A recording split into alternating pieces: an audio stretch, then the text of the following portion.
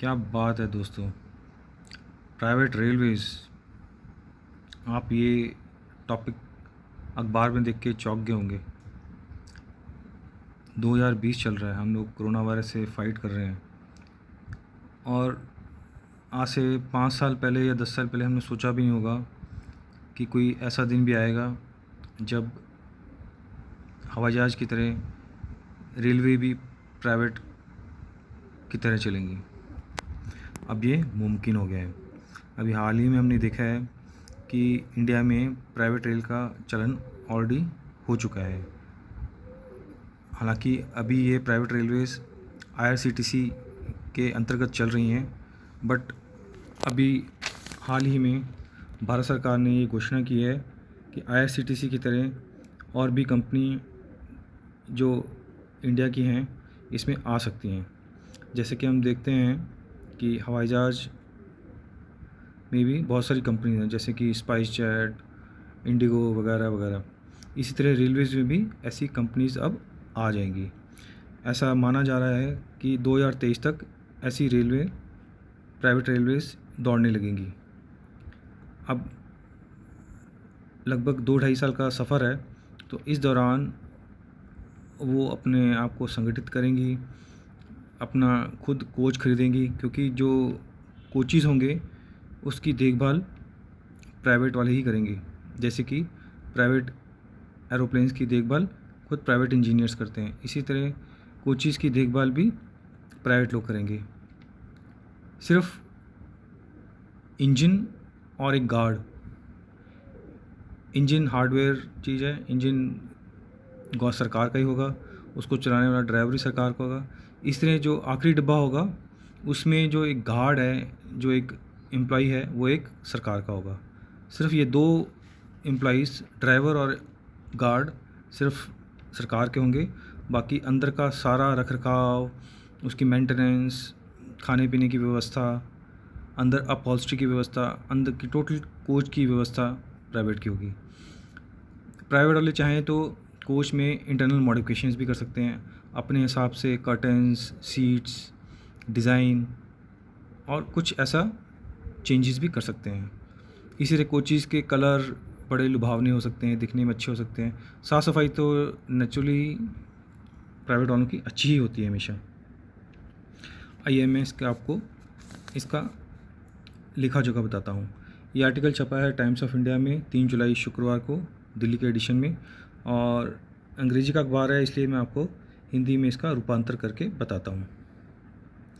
अब ये कोई मामूली सी बात नहीं है, जबकि हम जानते हैं कि इंडियन रेलवे में कितनी यूनियन स्ट्रांग है।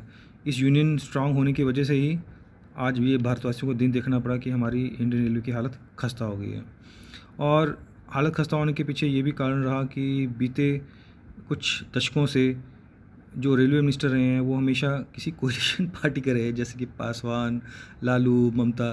तो इन्होंने, जिसको बोलते हैं ना, खूब दूध धोया है इंडियन रेलवे का, खूब इसमें से कमाया है, क्योंकि पार्टी फंड इसी में से आता था।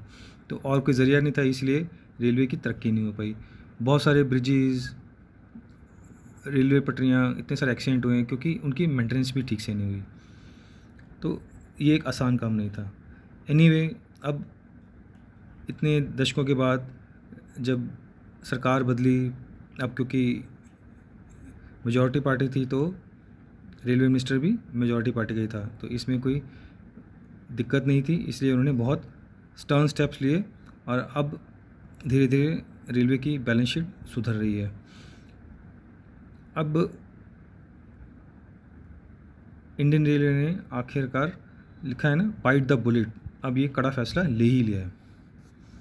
अब जैसे कि इसमें लिखा है 5 साल से इस पे कार्यक्रम चल रहा था, इसके ऊपर एक्टिविटी चल रही थी, कमेटियाँ बैठी हुई थी। विवेक देबरॉय जो ममता बनर्जी के ख़ास आदमी हैं, उन्होंने इसका कुछ रोड मैप बनाया था, इसकी विज़न, इसकी दूरदर्शिता रखी थी और कुछ ऐसे पॉलिसी चेंजेस कमेटी को सुझाव भी दिए थे। और प्राइवेट पार्टिसिपेशन का जो नज़रिया है उसमें विवेक देबरॉय का भी काफ़ी योगदान है।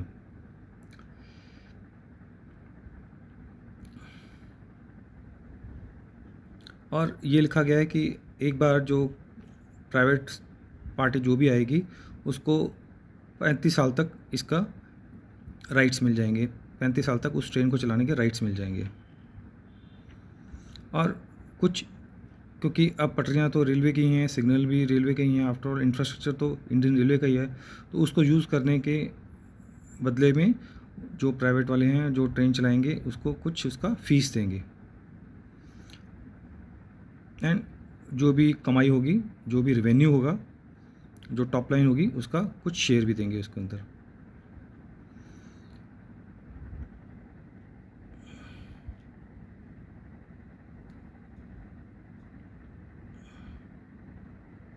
इससे क्या होगा कि बहुत सारे लोगों को नौकरियां मिलेंगी। हमने, जैसे कि हमारा एक्सपीरियंस रहा है भारतवासियों का, कि जिस तरह से प्राइवेट एयरलाइंस आई हैं तो बहुत सारे लोगों को जॉब मिला है। और अब आप देखिए, एक एयर इंडिया की एयर होस्टेस और एक नॉर्मल प्राइवेट एयरलाइंस की होस्टेस में कितना फ़र्क है।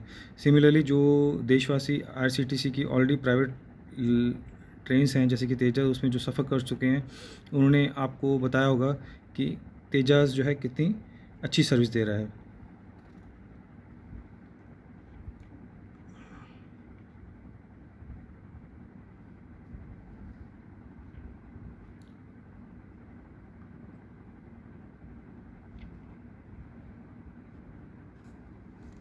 लिखा है ना इसमें, this is essential to minimize conflict, more so the government says even private trains will be run by drivers and the guards of the railways.